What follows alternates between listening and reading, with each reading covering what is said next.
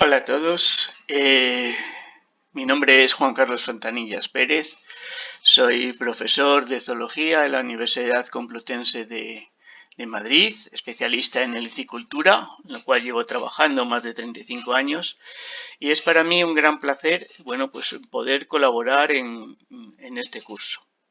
Lamentablemente no podemos hacerlo en directo como nos hubiera gustado a todos, más que nada porque va a ser difícil contestar a preguntas, pero al final de la presentación os dejaré mi correo electrónico por si alguien tiene alguna duda o quiere ampliar o ponerse en contacto conmigo para algún tema, pues estaré encantado de contestaros a cualquier cosa. Voy a hablaros en principio de bienestar, de bienestar en helicicultura, de explotaciones de caracoles, de alimentación, furtivismo. Van a ser un par de temas, vale esta presentación para las dos. Y bueno, pues espero que os sirva, que os guste y como ya os he dicho, cualquier comentario que tengáis que hacer, os dejaré mi correo y estoy a vuestra entera disposición. También os voy a dejar una entrada a mi blog por si alguien quiere tener más información. Bueno, pues sin más preámbulos vamos a empezar con la primera charla. Bueno, vamos a empezar hablando de bienestar y alimentación. Y luego hablaremos de los distintos tipos de explotaciones de caracoles. La utilización del caracol como animal comestible, bueno, pues es tan antigua como la misma humanidad. Se han encontrado fósiles de caracoles en cavernas prehistóricas, como podemos ver en esta imagen, que es una cueva en la cual hay pinturas rupestres y en la que podemos ver perfectamente un caracol. Lógicamente, ellos representaban los animales o aquellas cosas que consumían principalmente, ¿vale? Los primeros recintos que se conocen de la cría de caracoles están basados en textos romanos y se sabía incluso que en aquella época ya estaban separados en distintas secciones y que también había diferentes especies que más o menos cultivaban o criaban para la alimentación. Como vemos en esta imagen, los humanos se alimentaban de caracoles hace 150.000 millones de años. Ha habido un equipo de arqueólogos que está realizando excavaciones actualmente en Libia y bueno, pues que ha dado pruebas de la presencia humana que se remontaría al menos a estos 150.000 años que acabamos de ver. También han podido comprobar que en la dieta que ellos consumían, bueno, pues existían caracoles porque han encontrado conchas perforadas, como vemos en esta imagen, que lo que hacían era romper el músculo columelar, el músculo que une el cuerpo del caracol a la concha y de esa forma poder extraerlo.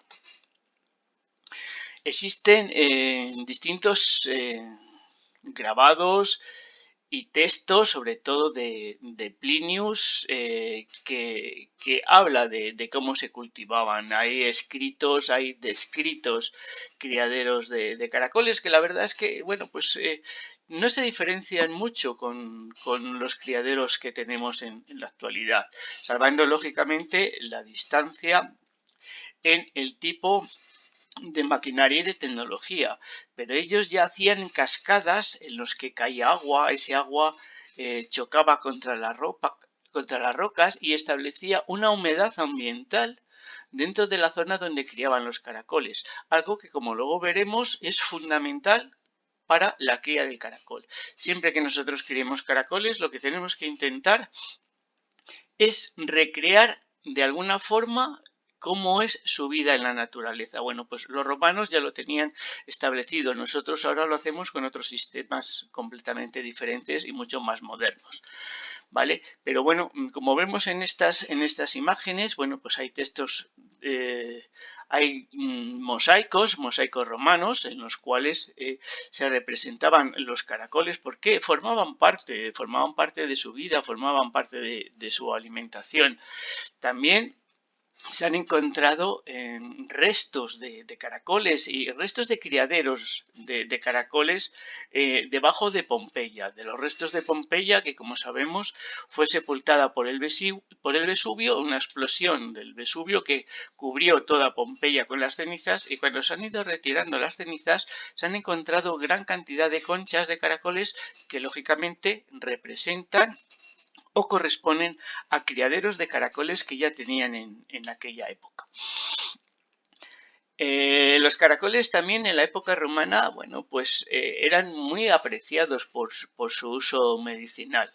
Según la ciencia de aquella época, que bueno, pues como sabemos estaba un poco a caballo entre la medicina y la magia, y que le servía prácticamente casi todo, para curar el dolor de cabeza, para mejorar la vista nublada, para aliviar el dolor de muelas, para proteger la piel, desinflamar la garganta, mejorar la digestión, quitar la tos, y incluso se le atribuía a los caracoles una característica como un potente afrodisíaco, como la mayoría de los moluscos de concha.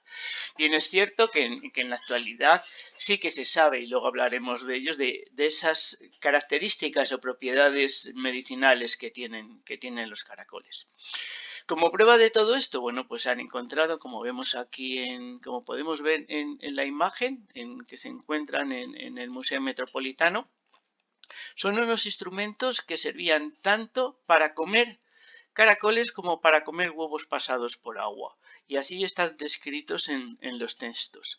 Tenían un pincho en la parte final con la cual arrancaban o sacaban los caracoles de la concha, y también lo podían hacer con la parte de la cuchara. Además, bueno, pues los caracoles se asocian a la supervivencia tras la muerte, por lo que también era frecuente que se consumieran en banquetes fúnebres. Estos se celebraban en los cementerios, en los cuales se compartían distintos alimentos con los familiares de los muertos en días señalados. Bueno, pues un poco lo que se ha venido transmitiendo al Día de los Santos en muchos lugares de España. De hecho, se han encontrado restos de conchas de caracoles en necrópolis, lo cual, bueno, pues demuestra esta afición que tenían los antiguos. Por otra parte, Plinio también hablaba de caracoles asados, degustados con vino y servidos como entretenimiento de las comidas. Según una investigación hecha en la Universidad de Cádiz, los caracoles formaban parte de ingredientes que se han encontrado en salsas dentro de ánforas encontradas en pecios, barcos hundidos de esta época en la costa mediterránea. Pero realmente cuando el caracol alcanza, bueno, pues su máximo esplendor como alimentación va a ser en la Edad Media. En la Edad Media se consumían en abundancia, entre otras razones, porque el caracol no se consideraba como carne y por lo tanto podían ser comidos en épocas que para los cristianos eran épocas de abstinencia cuaresmal. Pero principalmente el gran desarrollo, la gran explosión del consumo de caracoles fue a raíz de que un político y gastrónomo francés, Talleyrand, los puso de moda. ¿Y cómo los puso de moda? Pues porque hizo un gran banquete para el zar de Rusia, y entre los muchos platos que había en este banquete, pues estaban los caracoles. Y bueno, pues aquello se extendió por el pueblo y la gente decía, hombre, pues si le han dado de comer al zar de Rusia caracoles, nosotros que les tenemos no tenemos nada más que salir al campo y les vemos en las laderas de cualquier camino o en cualquier huerto, ¿por qué no les vamos a comer? Y a raíz de esto empezó a extenderse rápidamente el consumo de caracoles entre la población hasta llegar a nuestros días. Como vemos en muchos de los grabados de esta época, como vemos aquí, bueno, pues figuraban y formaban parte de leyendas, bueno, luchas contra caracoles, se les daban unas propiedades especiales. En todos vemos guerreros luchando o representando a los caracoles, luchas que en vez de ser a caballo iban montados en caracol. Eso quiere decir que en toda esta época el caracol formaba parte integrante de la vida, de las leyendas y por supuesto de la alimentación. En la actualidad, y bueno, pues en España, que es lo que más nos interesa, forma parte de nuestra cultura de alimentación. Así, por ejemplo, en Logroño se consume lo que se llaman sopa de caracoles a la riojana el día de San Juan. En Huesca y en otros puntos de Aragón, el día de San Jorge, que su patrón, se consumen asados con ajo y aceite. Son platos principales que forman parte de la gastronomía. En Álava, el 28 de abril, el día de San Prudencio, se elabora un plato muy típico que consiste en introducir una pequeña seta dentro de la concha del caracol y junto con el caracol. En Mallorca se toman los caracoles con pollo el 3 de mayo, que es la fiesta de la intervención de la Santa Cruz. Y en Lérida quizás sea la fiesta más amplia, más desarrollada y más conocida a nivel internacional, que es el Aplec. El Aplec en 2020 ha cumplido 40 años, fue su 40 aniversario, y fue declarada Fiesta de Interés Turístico Nacional en, en el año 2005. En el Aplec, si cualquiera de vosotros entráis y buscáis Aplec en la web, veréis que es una feria internacional donde se consumen gran cantidad de caracoles, donde hay carreras de caracoles, donde toda la fiesta gira en torno al caracol. Y bueno, ¿cómo llegamos a esto? Porque todos sabemos que antiguamente se salía al campo, se recogían caracoles y se consumían. En la actualidad esto está permitido exclusivamente para consumo propio. No se puede utilizar caracoles como se hacían antes, que se salían al campo, se recogían y se vendían o se consumían en restaurantes. En estos momentos, según la legislación, solamente se pueden utilizar los caracoles recogidos de forma manual en el campo para uso y exclusivo personal, no para su venta. Y claro, pues para poderles vender tenemos que criarles de alguna forma. ¿Y cómo les criamos? Pues hay distintos tipos de criaderos. Los más sencillos son los criaderos al aire libre. Los criaderos al aire libre podemos tener dos tipos de cría. Una cría verdadera, en la cual tenemos todo el ciclo de desarrollo del caracol, desde su nacimiento hasta que el caracol llega al tamaño suficiente para la venta, o una cría parcial que se limita a introducir caracoles recogidos en época primaveral para su engorde y su posterior venta. ¿En qué consiste la cría al aire libre? Bueno, pues la cría al aire libre es una cría muy sencilla, son criaderos muy sencillos, como vemos aquí en la imagen, que corresponde a un criadero que está en Menorca. Simplemente aprovechamos las condiciones del medio, por lo tanto hay que elegir muy bien la localidad. No podemos criar caracoles al aire libre, por ejemplo, pues en Valladolid, en Zamora, en Salamanca, en cualquiera de las zonas de la meseta. Necesitamos que haya una zona, un sitio de vegetación abundante, con humedad, con temperaturas más o menos estables, ni demasiadas heladas, ni demasiado calor. Tanto una cosa como otra a los caracoles no les sienta bien. Y entonces, pues es simplemente recintos, como vemos, con unas vallas de tela de sombrero de aproximadamente un metro, y lo que hay que intentar es que los caracoles estén más a gusto en el interior de este recinto que fuera. Evitar que los caracoles escapen es muy complicado, pero si nosotros tenemos simplemente la precaución de tener un ambiente mejor dentro de la zona que queremos que estén, que fuera, los caracoles van a permanecer dentro, puesto que su radio de acción es relativamente pequeño. Pueden caminar unos 50 metros y siempre van a volver a dormir al mismo sitio que ellos tienen. Por tanto, la elección de la localidad es importante. En España, bueno, pues aparte en las islas, también toda la zona norte, Galicia, Asturias, Santander, principalmente zonas ya también de costa mediterránea, donde no haya mucho calor, donde haya una abundante vegetación y una alta humedad con temperaturas extremas que estén poco marcadas y con abundantes lluvias. También tenemos que tener en cuenta, en este caso, el caso de las lluvias, que los criaderos tienen que estar diseñados de forma que no se produzcan encharcamientos. ¿Y por qué no se produzcan encharcamientos? Porque cualquier charco va a atraer rápidamente a los caracoles y eso va a implicar que el caracol normalmente no bebe como otros animales. Ellos absorben el agua a través de la piel y su piel es como una esponja. Entonces se colocan dentro de un charco, empiezan a absorber agua y terminan muriendo por encharcamiento.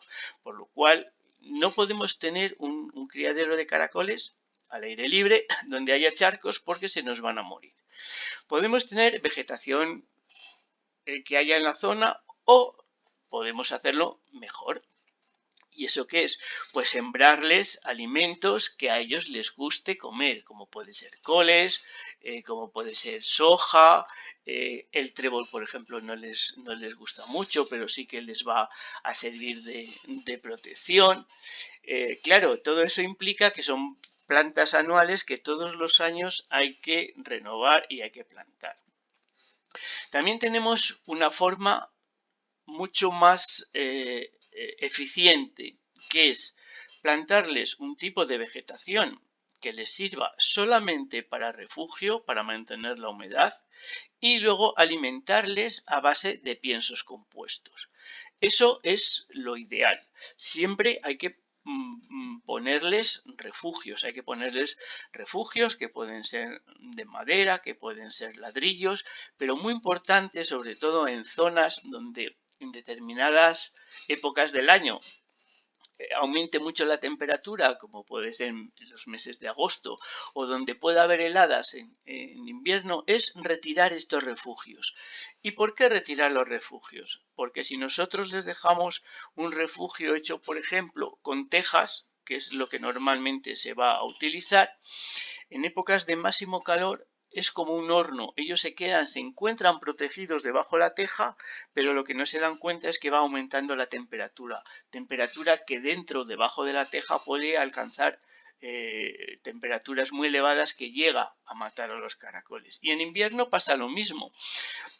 En invierno el caracol, si no tiene refugio, se va a enterrar en la tierra a unos 10 centímetros aproximadamente de profundidad, con lo cual las heladas no le van a afectar. Pero si nosotros le tenemos refugios, ellos van a preferir el refugio porque les requiere menos gasto energético que tener que hacer un agujero o una cueva debajo de la tierra, con lo cual se van a quedar debajo de esos refugios de teja, de maderas, de ladrillo, lo que les hayamos puesto. Y en el momento que venga la primera helada, pues se va a matar, se van a morir la inmensa mayoría de los caracoles. Las ventajas que tiene un sistema al aire libre, bueno, pues que es muy económico. La desventaja que es poco rentable. Aquí en estas imágenes tenemos, como veis, distintos tipos de refugios. Son invernaderos al aire libre, en los que hay como protección, como refugios, maderas. La madera es lo ideal porque aguanta la humedad. Hay que tener en cuenta que tiene que ser una madera no tratada para que no se produzcan problemas con hongos. Y bueno, pues aquí les vemos. También nos va a facilitar mucho estos refugios la recogida y la alimentación. En los que tenemos en la imagen aprovecharíamos esos tablones de madera para colocarles el pienso. Como vemos, tiene una abundante vegetación que es simplemente para protegerles refugio, no para que el caracol coma.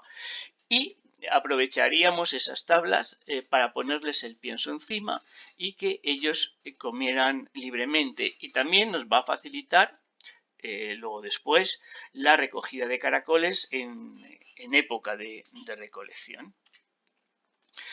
Esto que tenéis aquí es un criadero al aire libre en Bulgaria. Últimamente están viniendo caracoles de Bulgaria a unos precios que difícilmente nosotros podemos competir con ellos. Esto es una explotación relativamente pequeña que visitamos hace unos años. Tiene aproximadamente media hectárea.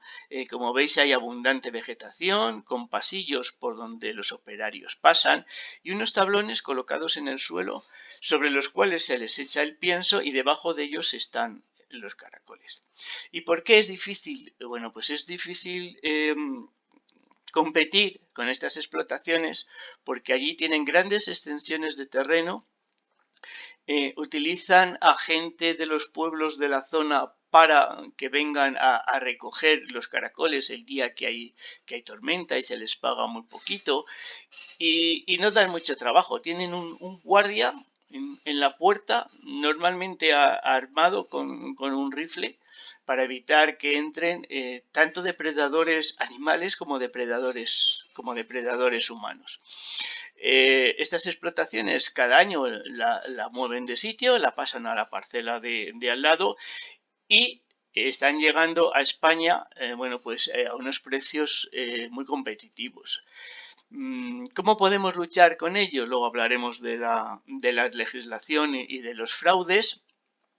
Lo que se están haciendo en algunas comunidades como Castilla-La Mancha, en la que ya hay un protocolo de actuación en el que yo colaboré para hacerlo, y bueno, pues lo que tenemos que hacer es que de alguna forma, y eso ya es función del veterinario, que claro, cuando llega una explotación en la que se dice, bueno, pues esta explotación puede producir 5.000 metros, puede producir 5 toneladas de caracoles al año, lo que no pueden hacer es estar vendiendo 50.000, que es lo que hace mucha gente, porque se traen camiones de 25 toneladas de caracoles procedentes de estos criaderos, y luego las venden como si se han criado en su propio criadero, con lo cual, bueno, no sabemos ni la trazabilidad ni otras cosas. Luego profundizaremos un poquito más en ese tema.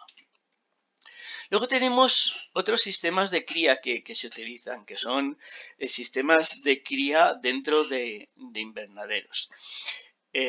Ha habido últimamente bastante menos, porque la gente va aprendiendo, bueno, pues diseños de criaderos que no han servido para nada y que te les vendían como una cosa extraordinaria y que ha sido un gran fracaso. Son los que tenemos en imágenes, son criaderos en mesas elevadas.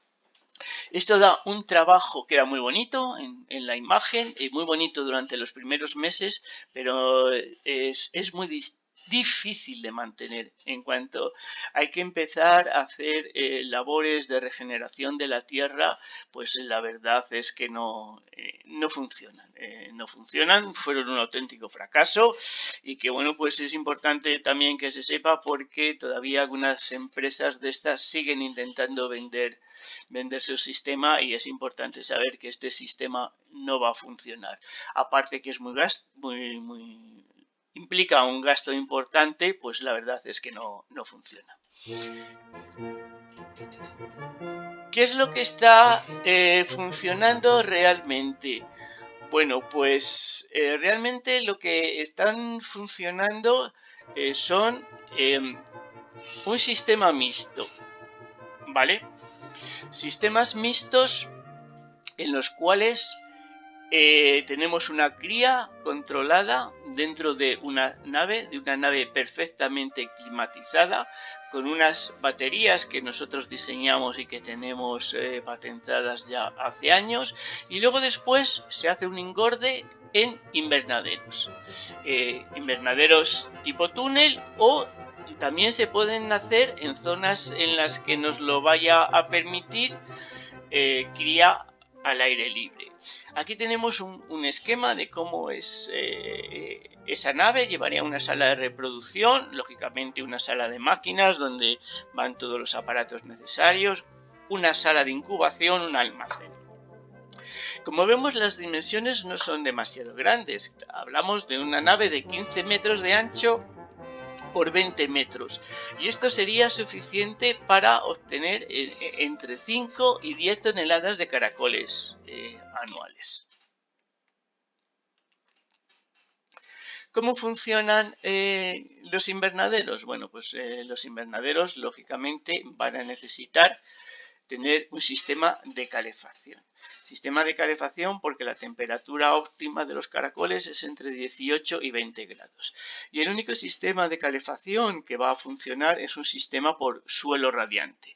No podemos poner calefacción por aire porque resecaría al caracol. El caracol por sus características va a respirar a través de la piel y cualquier corriente de aire hace que su piel se reseque y el caracol moriría. No podemos utilizar radiadores convencionales porque no aguantarían la humedad. Con la humedad que vamos a tener dentro del criadero se produciría un deterioro rápido de esos radiadores. Entonces lo único que funciona es un sistema de por suelo radiante. Como vemos en esta imagen, es un suelo radiante por temperaturas de PVC de alta temperatura, por las cuales va a circular agua caliente, luego lleva una plancha de cemento encima y eso hace que el coste es relativamente caro, pero se compensa a lo largo del año por el poco consumo que se establece, porque una vez que esa plancha de hormigón ha alcanzado la temperatura adecuada, es muy fácil y muy económico mantenerlo. Y por otro lado, el invernadero, el caso del recinto, de la nave cerrada, tendríamos que colocar un sistema de humidificación. Un sistema de humidificación por Fox System, que es este que tenemos aquí, el cual nos crea una especie de niebla dentro del criadero que nos permite trabajar sin que nos moje, pero que le da al caracol las condiciones necesarias para su perfecto desarrollo fisiológico. Estas son las baterías. Las baterías pueden tener unas dimensiones de 2 metros. Lo ideal es que tengan 2 metros de largo por 1 de ancho. La longitud puede variar, pueden ser de 2 metros o de 3. Lo que no puede variar es la anchura. ¿Por qué? Porque el metro es lo que nos permite poder manejar las bandejas desde ambos lados. En principio, las primeras que diseñamos eran unas bandejas que llevaban un sistema de cerramiento por un circuito eléctrico que les daba una pequeña descarga eléctrica e impedía que se salieran, pero se pudo comprobar que con el tiempo estos circuitos se destrozaban. La saliva del caracol es muy rica en ácido sulfúrico y en ácido clorhídrico y terminaban rompiendo los cables. Con lo cual hemos pasado a un cerramiento completo de malla que sí que encarece el costo de las baterías, pero que a la larga es mucho más rentable. Como vemos, una batería de cría de unas dimensiones de 2 metros de largo por 1 metro de ancho, con una serie de paneles verticales en su interior, nos da una superficie útil total de 32 metros cuadrados. ¿Vale? Disponen de un sistema de autolimpieza para facilitar las labores de manejo. Hay que ponerles comederos, hay que ponerles ponederos, hay que ponerles paneles refugio para alimentar la superficie. Aquí tenemos una imagen de los ponederos. Son simplemente botes de plástico, vasos de plástico, en los cuales se les coloca una tierra especial que se llama vermiculita. La vermiculita se utiliza para muchas cosas. Se utiliza en construcción como aislamiento, se utiliza para cultivos de plantas y es muy fácil de conseguir, es muy barata. La ventaja que tiene es que es muy fácil que adquiera la humedad necesaria para el desarrollo de los huevos, con lo cual nos evitamos muchos problemas. Es una tierra estéril que bueno, pues nos va a permitir que no tengamos nematodos en esa tierra ni otra serie de parásitos que podrían destrozar o matar a las puestas, y que se puede eliminar y regenerar una vez al mes porque su coste es bastante barato. Aquí tenemos una puesta, como se ve perfectamente, a través de los vasos, que tienen que ser vasos transparentes precisamente para saber dónde está la puesta.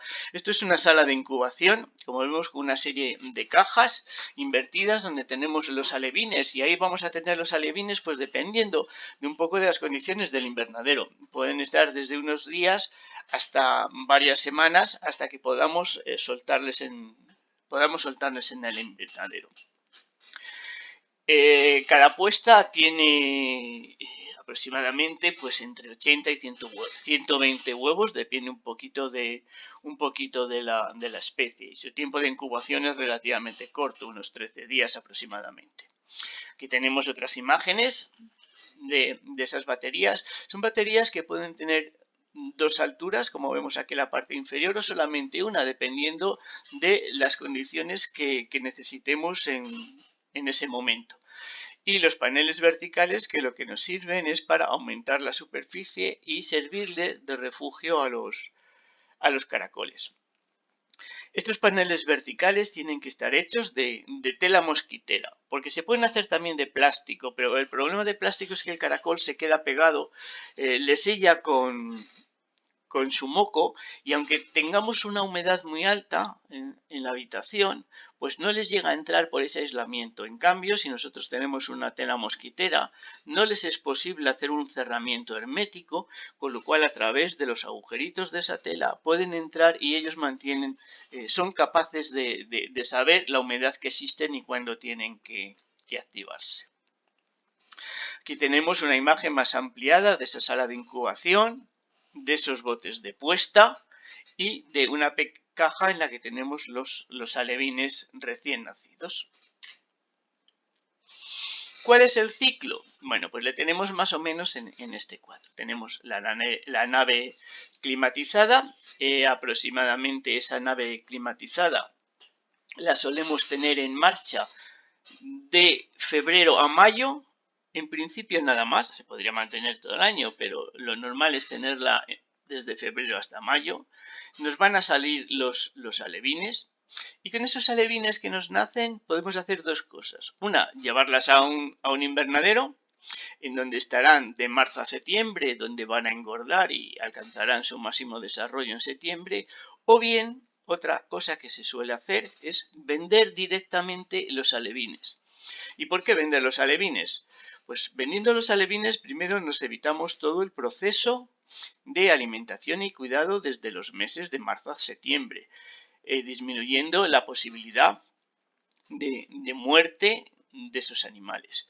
Y por otro lado hay mucha gente, muchos criaderos, que lo que hacen es simplemente engordar los caracoles, con lo cual compran alevines, les sueltan en invernaderos bien al aire libre, o bien en invernaderos normales, criaderos al aire libre o invernaderos normales, y les engordan durante todo el resto de verano y otoño para después su venta.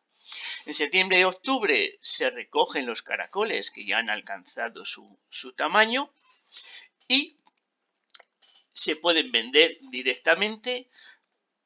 Y también tenemos que, para poder mantener ese ciclo, quedarnos con parte de esos caracoles que van a ser nuestros reproductores para el año que viene. Lógicamente tenemos que dejarles un periodo de descanso. ¿Qué hacemos? Pues desde septiembre, octubre, que les recogemos, hasta febrero, que les volvemos a poner en marcha en la nave climatizada, les metemos en una cámara frigorífica a unos 4 grados de temperatura. Ahí les mantenemos durante esos 3 meses, y ya en febrero les sacamos, les activamos, e inmediatamente ellos vuelven a poner y vuelven a hacer su ciclo. Esto es de una forma bastante resumida cómo sería ese ciclo. Aquí vamos a ir viendo distintas imágenes. Los invernaderos pueden ser de dos formas. Pueden ser invernaderos tipo capilla, como tenemos aquí, con una abertura cenital en la parte superior y con tela plástica. estos están indicados para zonas donde las temperaturas en invierno son temperaturas muy extremas. Hemos montado algunos criaderos de estos pues en la zona de Huesca, en zona norte de Castellón, donde como vemos está en zona de sierra y las temperaturas son muy frías en invierno. En otras zonas de España se pueden montar invernaderos de este estilo que son con tela de sombreo. Tela de sombreo de más o menos graduación, dependiendo también de la zona y de la intensidad de la luz. Y dentro de ellas, bueno, pues como vemos, van una serie de paneles, refugios, donde se van a localizar, van a estar los caracoles mucho más a gustos, donde vamos a poner los comederos, donde nos va a hacer fácil la recolección. Tenemos que también tener pasillos sin nada de vegetación, zona lógicamente que al caracol no le gusta y que nos va a permitir caminar por ellos sin pisar los caracoles. Tenemos que tener en cuenta que durante el día normalmente, bueno, pues los caracoles van a estar durmiendo y que su actividad es al anochecer, ¿vale? En este momento del anochecer sí que pueden pasar caracoles por aquí, pero no nos preocupa porque en condiciones normales nosotros no vamos a estar trabajando en el criadero a estas horas. La alimentación, bueno, pues como va a haber que ponerles un sistema de aspersión, en este caso ya no hace falta que sea un Fox System, con microaspersores es suficiente. Pues tenemos que proteger los comederos con canalones, por ejemplo, con otro sistema, para que la humedad, el agua de lluvia no moje el pienso que le terminaría estropeando. Y bueno, pues esta es la imagen que aparece ya al anochecer, con gran cantidad de caracoles que han salido, que empiezan a activarse, que entrarán dentro de los túneles a comer. Y de esta forma, bueno, intentamos recrear, como he dicho al principio, siempre un sistema que se parezca lo máximo posible a lo que ocurre en la naturaleza.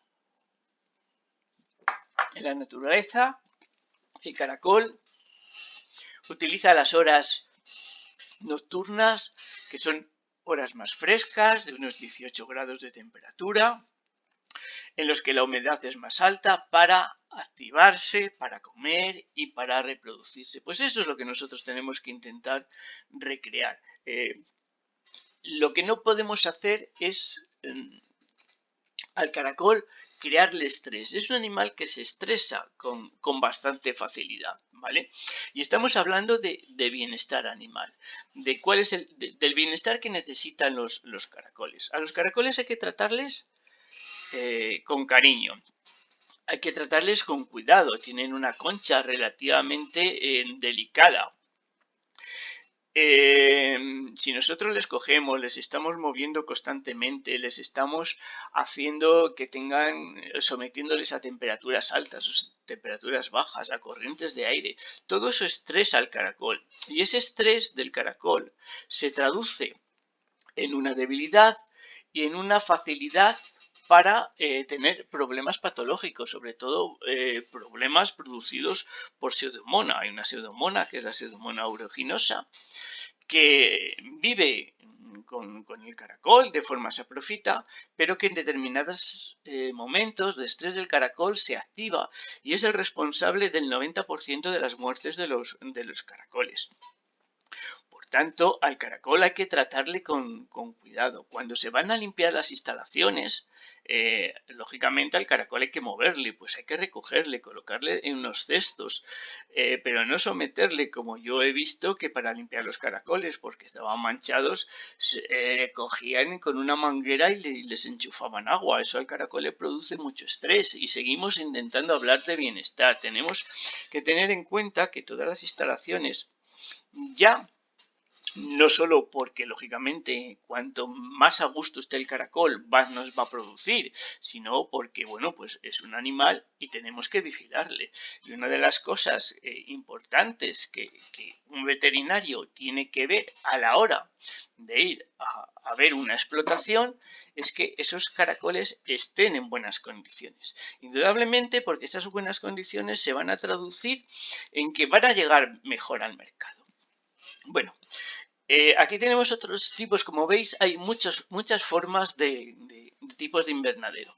Estos siguen siendo invernaderos de techo curvo, como veis, todos ellos con tela de sombreo. Y en el interior, pues pequeños parques, más o menos todos tienen las mismas características. Una serie de mallas verticales que les van a seguir de refugio, unas protecciones en la parte superior para los comederos, como ya os he comentado, para que no se estropeen, gran vegetación en la parte de esas zonas que simplemente sirven para mantener la humedad y un sitio que al caracol le gusta, pasillos sin nada de vegetación donde nosotros podemos caminar tranquilamente sin machacarlos. Normalmente estos túneles que suelen ser túneles entre 500 y 1000 metros cuadrados son los que se suelen utilizar, pero ya en superficies mayores, en superficies incluso de más de 1 hectárea, se suelen utilizar invernaderos tipo parral. Como veis, el techo es recto. El sistema en el interior sigue más o menos las mismas características. Lo que pasa es que estos invernaderos de tipo parral no funcionan en todos los sitios, porque en aquellas zonas donde hay mucho viento no lo aguantarían. Están más indicados para zonas sur, para zonas de Alicante, de Almería, de Valencia, de parte de esa zona mediterránea donde los vientos no son muy grandes y los pueden soportar. Sí que se han intentado montar algunos, por ejemplo este que tenemos aquí en la parte superior es un invernadero que se montó en Guadalajara, funcionó durante un par de años hasta que vino una gran tormenta y bueno, no aguantó ni la nevada ni aguantó el viento y se terminó hundiendo. Para todas esas zonas de inclemencia meteorológica funcionan mucho mejor los invernaderos tipo túnel. Entonces, bueno, pues dependiendo de dónde se monten, habría que recomendar unos o recomendar otros. Como hemos dicho al principio, la elección de la localidad es muy importante a la hora de establecer un criadero. Este que tenéis aquí es un criadero en formación. Está situado, bueno, pues en esta zona de Castilla-León, en Fuenfría. Son las primeras fases de formación con una abundante vegetación y bueno, pues una serie de arcos tipo túnel que se supone, como vemos aquí, están las mallas en este momento están recogidas, pero se supone que en un momento en el que pudiera haber una gran incidencia solar por temperaturas en los meses más cálidos de julio y agosto, se podría tapar para favorecer de alguna forma la cría de los caracoles. Bueno, vamos a hablar del manejo. Y vamos a hablar del manejo en las explotaciones, vamos a ver los requisitos generales en cuanto a alimentación y los tratamientos de medicamentos y todo lo referente a personas, ¿de acuerdo? Vamos a empezar con el manejo, ¿qué es lo que tenemos? ¿Qué entra dentro del manejo? Pues lo primero que tenemos que ver son los parámetros climáticos. Los parámetros climáticos, sobre todo en un recinto cerrado, hay que ver el ambiente que se está creando, si es favorable, si tenemos una temperatura idónea, si tenemos una humedad correcta y si su periodo de luz o oscuridad van a ser los adecuados. Entonces, esa es una de las cosas importantes que tenemos que ver, porque todo eso va a influir en el desarrollo de patógenos, va a influir también en la calidad de esos animales. Y también, por supuesto, tenemos que ver la temperatura del agua. La temperatura del agua que entra al sistema de humidificación ha de ser una temperatura del agua de unos 10 grados aproximadamente. ¿Por qué? Porque si nosotros metemos agua a más baja temperatura, lo que vamos a hacer es provocarles un shock térmico a esos caracoles. Por lo tanto, ese agua tiene que pasar a través del sistema de calefacción para entrar, ya os digo, aproximadamente a una temperatura de 10 grados. Y otro factor importante es la densidad. La densidad en una explotación nunca debe ser mayor de 2,5 kilos por metro cuadrado. ¿Por qué? Porque densidades superiores originan malformaciones en la concha y aumenta el porcentaje de enanismo. Pero tampoco tienen que ser densidades muy bajas porque eso también es perjudicial. Lo lógico es que esté entre 1 y 1,5 en la fase de reproducción y pueda llegar hasta los 2,5 kilos por metro cuadrado en las fases de engorde. Vamos a ver en principio las operaciones diarias. ¿Qué es lo que hay que hacer diariamente? Pues diariamente, como hemos dicho, hay que verificar las condiciones ambientales, temperatura, humedad relativa y fotoperiodo. Sobre todo en instalaciones que se encuentran en recinto cerrado. Porque aunque las tengamos controladas por sistemas, como vemos aquí, automatizados, las ondas con esa excesiva humedad suelen fallar bastante, entonces hay que comprobar que las ondas están bien, que la temperatura es correcta. Para eso tendremos unos termómetros de máxima y mínima colocados y distribuidos en las salas y podemos ver cuál es la temperatura que hay y si tenemos que modificar alguno de los parámetros. En el caso de invernadero o en el caso de criaderos al aire libre, pues lógicamente la temperatura no la vamos a poder controlar, pero sí la humedad, y tendremos que ver si es necesario regar más, regar menos, ¿de acuerdo? Otra cosa importante que hay que hacer todos los días, pues es la limpieza de los comederos. ¿Por qué la limpieza de los comederos? Porque se va a acumular pienso que ha sobrado del día anterior y si no lo limpiamos con la humedad excesiva que hay en un criadero se va a humedecer rápidamente, van a empezar a aparecer hongos, sobre todo Aspergillus, que producen, como sabéis, una aflatoxina y que en 48-72 horas va a matar a todos los caracoles. Por lo tanto, la limpieza de los comederos es importante y, por supuesto, la administración de pienso. Hay que saber qué cantidad de pienso se le da. Hay que acertar. Es una de las cosas más difíciles, más complicada, con el pienso justo, que no sobre pero que tampoco falte, que no sobre para que no se estropee y que no falte para que el animal coma lo suficiente para crecer rápidamente. Y por supuesto tenemos que ir retirando los animales muertos. Estamos hablando de explotaciones con millones de caracoles y lógicamente pues todos los días aparece un porcentaje más o menos elevado de animales que van muriendo y que no nos tienen que preocupar, salvo que ese porcentaje sea demasiado alto, sea excesivo, con lo cual también es un parámetro a controlar. Si vemos que empezamos a recoger muchos caracoles muertos al cabo del día, tenemos que sospechar que ahí pasa algo. Es un indicador que nos va a decir cómo está la salud de ese criadero. Y no solamente hay que retirar los caracoles muertos, también tenemos que retirar aquellos que estén enfermos y que vemos que van a morir en pocas horas. Y por supuesto limpiar las zonas en las que esos caracoles muertos o caracoles enfermos estén con cualquier líquido desinfectante a base de un poquito de agua con lejía para impedir que los líquidos que van a producir los caracoles que ya han muerto y sobre todo si llevan muertos varios días y no nos hemos dado cuenta, pueden infectar a restos de caracoles que pasen por ese sitio.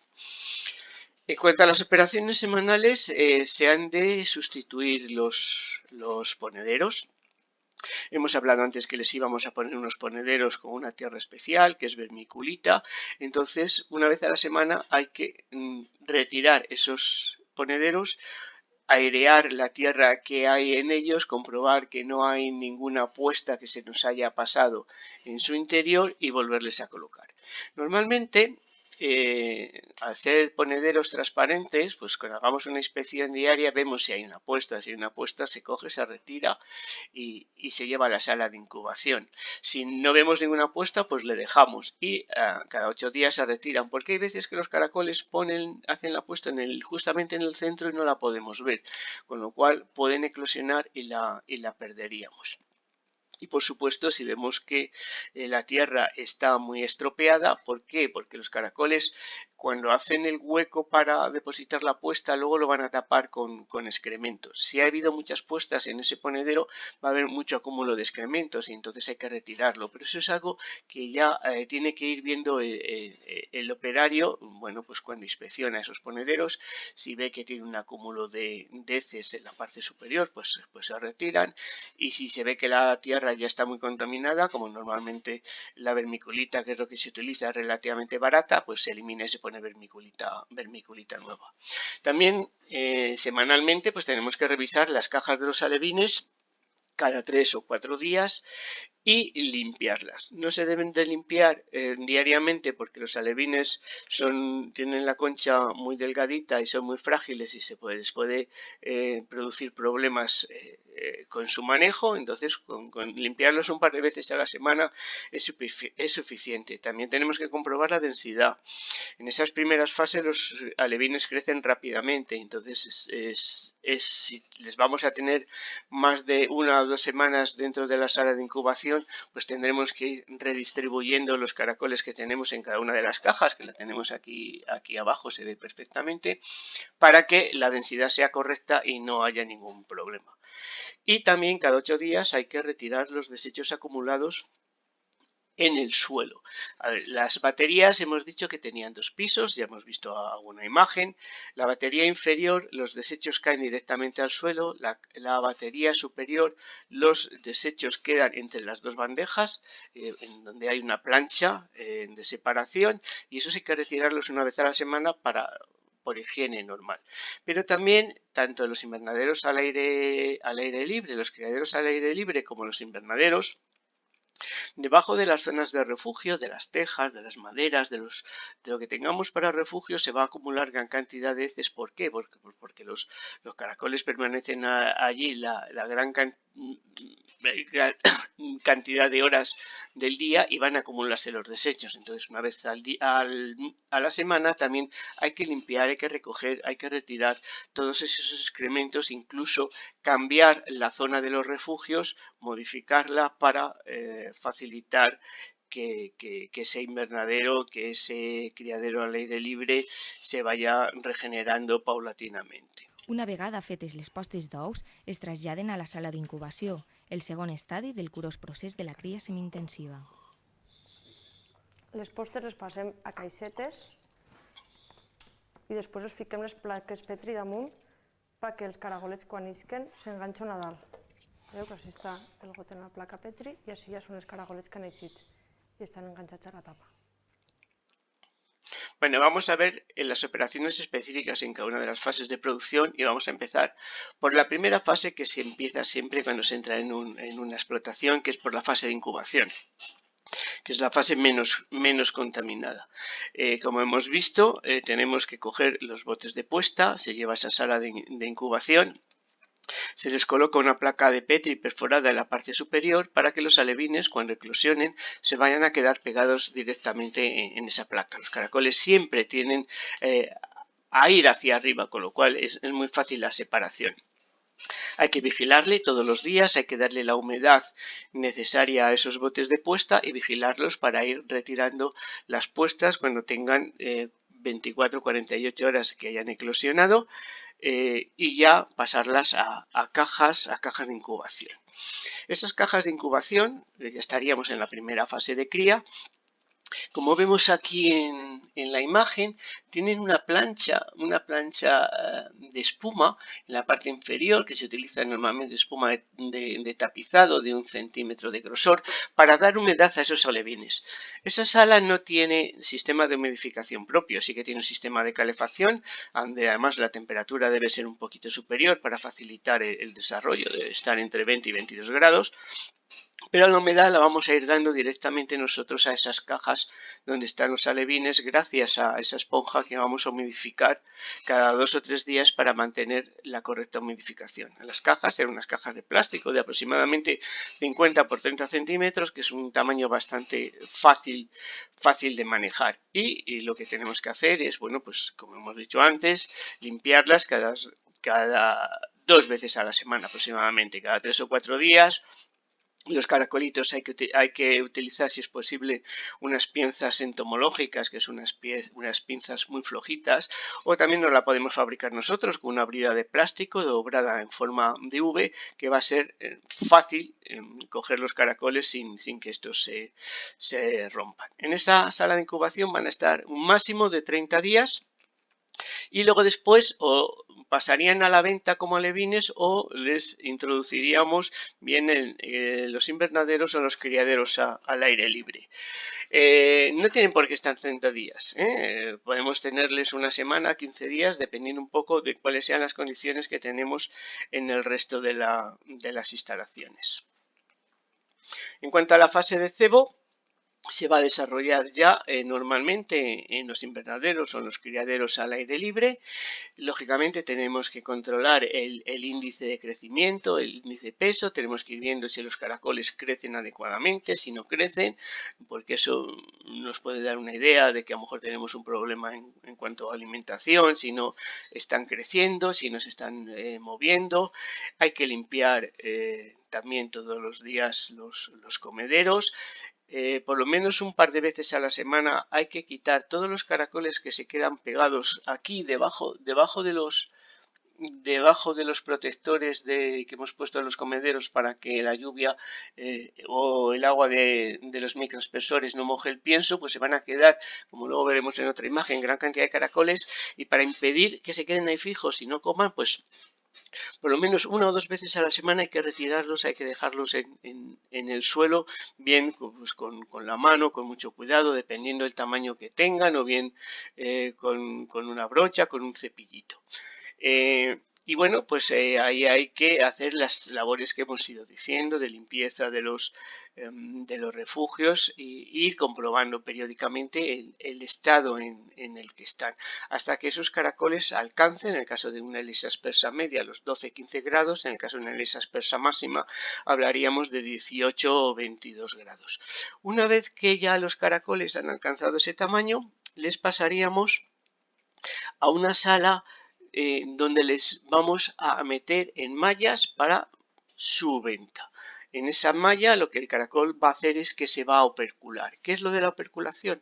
Pues el moco que ellos producen van a tapar completamente toda la boca de la concha y se van a quedar en su interior aletargados. Según la legislación, si los caracoles se venden vivos, es obligatorio que estén operculados. ¿Y por qué que estén operculados? Porque el caracol, antes de opercular, va a vaciar su tubo digestivo, va a eliminar todos los restos que tenga de alimentación y nos aseguramos que ese caracol está sano para su venta y que no tiene en su interior productos en degradación que nos puedan afectar. Para eso necesita no tener humedad, tener una sala aireada, bien ventilada y seca para que el caracol en 48-72 horas sea operculado. Si esos caracoles les vamos a destinar a reproductores para el año siguiente y les vamos a meter en una cámara frigorífica, o bien les vamos a meter en una cámara frigorífica a la espera de que sea una mejor época para su venta, no les podemos meter en esa cámara frigorífica sin que estén operculados, porque el caracol se deshidrataría y se moriría en pocas horas. ¿Qué hacemos? Pues les tenemos que meter en unas cajas de las que se utilizan para la fruta, de traslado de frutas, cajas de plástico, bien perforadas. Se dejan ahí a los caracoles en reposo, se les deja que opercule y sin tocarlos, sin moverlos, se introducen al cabo de 72 horas dentro de esa cámara frigorífica. ¿Por qué sin moverlos? Porque si nosotros les movemos, como van a estar pegados unos al otro, rompemos ese sello del opérculo, entra aire y el caracol se deshidrata y se muere. Es un error que comete mucha gente, que bueno, pues les mete sin opercular o les mueve para ajustarlos a cómo es esa nevera y se les terminan muriendo los caracoles. Aquí tenemos una imagen en la que se ven cómo son esos comederos con el pienso y los caracoles que se van acumulando en la parte inferior de esos canalones. Eso es lo que tenemos que mover una o dos veces en semana para impedir que los caracoles se queden ahí pegados mucho tiempo, porque si se quedan pegados no comen y si no comen no van a crecer. En cuanto a operaciones específicas ya de cada fase de producción, pues en la fase de reproducción, ¿qué tenemos que hacer? Pues tenemos que ir viendo, tenemos que ir anotando cuál es la actividad de esos caracoles. Es importante llevar una ficha en la que figure el número de cópulas, el número de puestas, el número de animales que hay muertos, porque con eso nos vamos a ir haciendo una idea de cómo está la actividad de esos caracoles. Si vemos que es una actividad normal o si vemos que hay una bajada en el número de puestas, tenemos que ver cuáles son las causas de esa bajada. Puede ser por agotamiento, puede ser por enfermedad, puede ser por mala alimentación, puede ser porque los controles ambientales estén mal. Entonces todo eso nos va a ir indicando y nos va a ir diciendo qué es lo que tenemos que hacer, ¿de acuerdo? Normalmente los reproductores se van a mantener en actividad continua durante un año máximo, aunque lo normal, lo que se suele hacer últimamente es mantenerles en actividad solamente durante 3 meses, porque a partir de los 3 meses el caracol empieza a bajar su actividad. Por eso en ese esquema que vimos al principio, pues estaban aproximadamente a partir del mes de febrero, marzo, abril, incluso como mucho hasta mayo, donde se obtenía la mayor cantidad de alevines posibles y luego esos reproductores ya se vendían como caracoles normales para la venta y esperábamos al ciclo siguiente. Se podría seguir manteniendo durante todo el año, pero para eso tendríamos que ir cambiando los reproductores cada 3 meses, porque si no se produce un agotamiento sexual y el rendimiento va a bajar muchísimo. En cuanto a la alimentación, bueno, pues ya hemos dicho que es una alimentación a base de piensos compuestos. En cualquiera de mis libros está una fórmula para la formulación de los piensos. Es un pienso muy parecido al pienso de gallina, lo único que hay que ampliarle un porcentaje alto de calcio, aproximadamente un 20%. Pero ese calcio no es suficiente para muchas fases del desarrollo. Sí, para la fase ya final de engorde de los reproductores. Pero en el caso de los alevines, por ejemplo, pues hay que ponerles en un comedero pienso normal y al lado otro comedero solamente con el 100% de carbonato cálcico para que ellos elijan, porque están en una fase de crecimiento muy rápido y necesitan mucha cantidad de calcio. Entonces es preferible que sean ellos los que elijan la cantidad de calcio que van a necesitar. Y a medida que va pasando el desarrollo de esos animales, pues bueno, vamos a ir modificando esa cantidad de calcio. ¿Y cómo lo vemos? Pues lo vemos por el borde que tienen de crecimiento en la concha, que debe ser de unos 2 milímetros. Si ese borde de crecimiento es inferior a los 2 milímetros, quiere decir que les estamos dando mucho calcio. Si es superior a los 2 milímetros, es que tienen poco calcio. Y todo eso depende del suelo, del terreno. Por ejemplo, los caracoles que se crían en Galicia, los terrenos son muy ácidos y por tanto hay que suplementarles con calcio. En cambio, los caracoles que vienen generalmente de Marruecos, donde los terrenos son muy calcáreos, tienen la concha muy dura y son de menor tamaño precisamente por el exceso de calcio. Entonces es algo que hay que ir viendo, que el licicultor tiene que ir viendo para que tengan una consistencia suficiente de la concha para que si se cae no se rompa y que no sea demasiado consistente, demasiado dura para que permita el crecimiento de los caracoles. Hemos visto los requisitos generales de alimentación y vamos a hablar un poquito de la administración del agua. Yo no soy partidario de poner bebederos a los caracoles, como hemos comentado antes. Los caracoles, si se colocan encima de un pequeño charco, como se absorben el agua a través de la piel, se van a morir ahogados. Por lo tanto, el poner un bebedero, si no se pone en buenas condiciones, lo único que va a hacer es perjudicar a los caracoles, porque una gran cantidad de ellos van a morir ahogados. Si se pone con una esponja para que no haya encharcamiento. De todas formas, no es necesario poner bebederos. Los caracoles absorben el agua a través de la piel y entonces lo van a absorber con el agua de humidificación, con el agua de los aspersores, con el agua de lluvia. Por lo tanto, no necesitan. Los caracoles en la naturaleza no beben agua, no necesitan ponerles un bebedero. Por lo tanto, yo recomiendo que no se les ponga bebedero. En cuanto a los tratamientos de medicamentos, pues no recomendamos tratamientos medicamentosos. ¿Por qué? Pues en primer lugar porque los caracoles en la escala zoológica están por debajo de todos sus parásitos. Con lo cual, cualquier tratamiento que nosotros utilicemos contra ácaros, contra nematodos, contra cualquier otro tipo de parásito, va a matar antes al caracol que al parásito. Sí que es cierto que algunos helicicultores les dan antibióticos porque el caracol, la gran cantidad de muertes se produce por una pseudomona, la pseudomona aeruginosa, y entonces les dan medicamentos contra esa pseudomona. ¿Qué pasa? Que primero no se sabe el tiempo de supresión, con lo cual esos caracoles van a llegar a la alimentación humana con una alta carga de antibióticos que no es recomendable. Y en segundo lugar, prácticamente no tienen efectos positivos para los caracoles, porque las pseudomonas son saprofitas dentro del caracol y se desarrollan y se vuelven patógenas en casos de estrés, con lo cual, aunque les demos antibióticos, tampoco vamos a solucionar el problema. En cuanto al personal, bueno, pues el personal necesita una formación y una información básica.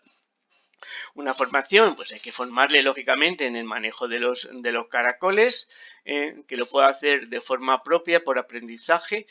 Y información, pues hay que decirle cuáles son las normas generales de higiene, es decir, que no se puede entrar en una explotación con la ropa de la calle. Normalmente las explotaciones están en el campo, hay barro a la entrada, no puedes entrar con unas botas llenas de barro, con unos zapatos, porque puedes introducir parásitos. Hay que cambiarse de ropa, hay que ponerse ropa propia para las labores de esta explotación. Hay que empezar siempre a limpiar o a revisar por la zona de alevinaje y terminar por la zona de cebo. Hay que lavarse las manos, normas higiénicas aplicables normales de cualquier tipo de explotación que no tiene más requerimiento, ¿vale? Y bueno, ya para terminar, os voy a poner un vídeo de una explotación que monté ya hace unos cuantos años, en el 2005 en Morella, en Castellón. Ya no funciona, es una explotación, bueno, ya ha dejado de funcionar, porque ya su dueño era una persona mayor, se jubiló y la cerró, pero os va a servir para ver un poco todo lo que hemos visto de cómo es una explotación, de cómo se maneja, sobre todo del tema de manejo. Tiene un pequeño problema, que está rodada por la televisión valenciana y por lo tanto está en valenciano, pero se entiende bastante bien y espero que, bueno, pues que os sirva un poquito de resumen de todo lo que hemos visto hasta ahora. L'helicicultura és una activitat desconeguda per a molts, però a partir d'ara, a la comarca dels Ports es pot convertir en un dels sectors punters de l'economia de la zona. És Morellana d'Helicicultura la responsable de que la cria i la comercialització del caragol siga una aposta de futur per a les zones d'interior que permeta exportar els seus productes al més alt nivell. Alfredo de la Figuera n'és el propietari. Es va traslladar a Morella amb l'objectiu de revitalitzar l'economia de la comarca i obrir el mercat de la zona dedicat principalment al sector ramader. La construcció de l'explotació es va iniciar el febrer de 2004. El projecte requeria una inversió molt forta, per la qual cosa van haver de buscar fons de finançament que van obtindre de la banca privada i les ajudes del programa LEADER. L'esforç es va veure materialitzat amb la posada en marxa de l'explotació. La primera posta d'ous, l'11 de juny de 2004, va materialitzar les il·lusions dipositades des de l'inici que han sostingut un projecte pioner i revolucionari en el sector de l'helicicultura. Mi hijo Ramón, estudiante de veterinaria, siempre me habló del profesor Fontanillas, que es un hombre que oficiosamente se habla que es la mayor autoridad del mundo de la helicicultura. Lo fui a ver y lo convencí de que nos hiciera un proyecto pionero y revolucionario absolutamente para nuestro pueblo. Todos los parámetros que hay aquí, que se pueden ver en la nave y que luego pasaremos a ver, están digitalizados. Se les puede conseguir mediante nuestros programas, desde sequías extremas hasta excitarlos mediante procesos electrónicos y electrolíticos, de humedades, de oxigenaciones, de ozonificaciones. Y entonces pues hemos conseguido unas producciones que, para hacernos un cálculo, un caracol en libertad vive de 2,5 a 3 años y pone 1,8 veces. Nosotros, nuestros reproductores, conseguimos que pongan de 6 a 7 veces y con una viabilidad del 95% de los huevos que se ponen. El caragol és un mol·lusc que es troba en totes les latituds i que representa la base de la piràmide ecològica, base de l'alimentació de molts animals, que esdevé per això fonamental en l'ecosistema. És, per tant, un recurs natural que viu un retrocés important en tota Europa. Davant aquestes previsions, els criadors constitueixen l'estendard d'un desenvolupament sostenible que protegisca el cicle natural de la nostra geografia. L'alternativa agrícola zootècnica de Morellana d'Helicicultura irromp en el mercat que des de fa 5 anys demanda el consum del caragol per la necessitat d'aliments més ecològics i rics en proteïnes altament biològiques. Però de granges dedicades a la cria d'estos mol·luscs sempre n'hi ha hagut. El tret distintiu que aporta Morellana de Licicultura és la utilització de la tecnologia més avançada en tot el procés de cria de caragols i, d'altra banda, el control exhaustiu sobre tots els estadis de producció, que tenen conseqüències clares sobre la qualitat final del producte, uns caragols dignes de l'alta cuina a nivell internacional. El procés de la cria del caragol passa per 3 etapes. En la sala de reproducció es recreen amb la màxima precisió les condicions més idònies per tal d'optimitzar al màxim l'activitat d'estos gasteròpods. El sistema a la sala de reproducció és on tenim els caragols que s'aparellen i ponen. Tenim els caragols en aquestes gàbies, on tenen els ponedors, que és on el caragol s'afonda i pon, i tenim els minxadors. Nosaltres el que fem cada dia és donar-los a minxar i limpiar la jaula. I repassem tots els gots on té la posta. Si té posta, deixem el got a la sala d'incubació, on l'ou ja s'incube, i després fem la primera fase maternitat. Així tenim 32 jaules que estan partides en dos i tenim uns 10 o 15 quilos a cada part de jaula. I de postes solem traure unes 500-600 postes setmanals. Ara sí estem injectant ozono i en el foc sistema diguem la boira, se crea com un ambient de tronar i entonces això excita els caragols i tenen més activitat i entonces es quan ponen. I després en això enxufem els extractors que estan allí detrás i entonces se refrigera tot l'ambient i és quan els caragols agarren activitat. I tenen activitat durant tot el dia, que no és com al monte que només tenen activitat de nit. I així per això poden pondre contínuament. Una vegada fetes les postes d'ous, es traslladen a la sala d'incubació, el segon estadi del curós procés de la cria semi-intensiva. Les postes les passem a caixetes i després els fiquem les plaques Petri damunt perquè els caragolets quan isquen s'enganxen a dalt. Veus? Així està el got en la placa Petri i així ja són els caragolets que han eixit i estan enganxats a la tapa. L'últim estadi és l'hivernacle, on s'elabora el procés d'engrossament dels mol·luscs. Allà es distribueixen de manera uniforme en compartiments separats per facilitar la supervisió controlada de cada caragol. Així el que tenim són, com si diguem, uns corrals on tenim herba i estem alternant el que seria l'alimentació per pienso en l'herba. De manera que es fem engordar d'una manera ràpida en el pienso sense que perdin el gust natural dels caragols, que és l'herba. Així tenim els canelons, sense ficar el pienso tenim els animals ja. Així passa que n'hi haurà de tots els tamanys, perquè així mateix els caragols naturalment per ells mateixos es reprodueixen. També tenim una sèrie de bastidors perquè el caragol té la tendència a pujar natural d'ell, per trobar els brots tendres que n'hi ha.